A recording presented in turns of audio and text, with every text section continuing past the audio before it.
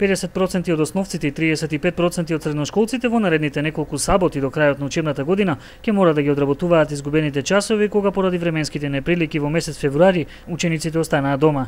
Продолжување на учебната година или скратена настава ќе има само во училиштата во кои поради објективни причини не ќе може целосно да се одработат часовите. Министерството за образование веќе ги извести општините да изработат план за надополнување на изгубените часови, а училиштата пак се должни да го известат Министерството и Државниот просветен инспекторат за терминот кога ќе се одработат часовите. Меѓу тие училишта беа и двете општински основни училишта како и средното општинско училиште Методи Мителски Брицо, а од општинското основно училиште Ванчо Прке веќе е направени планот според кој би се одвивала наставата во текот на овие саботи. Во зимскиот период имавме еднонеделен прекин на наставата поради екстремно лошите временски услови и големите снегови кои што беа, но според планот и програмата дадени од Министерството за образование и наука, секако дека овие денови треба да се одработат.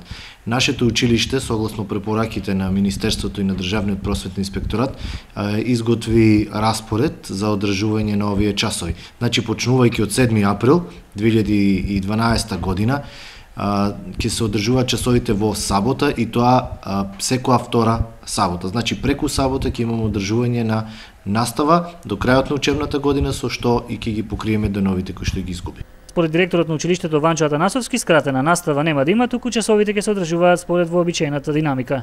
Па нема причина да бидат скратени часовите, може да бидат скратени кога ќе се одржуваат двата регионални надпревари по математика и географија и државниот надпревар по географија, со причина да се заврши порано. Инаку во другите денови од обработувањето нема да имаме скратена настава. Поради снежните врнежи и непристапните патишта во поголем дел од училиштата во месец февруари не постоеа услови за нормално одвивање на наставата. Таа беше прекината во вкупно 224 училишта во 44 општини.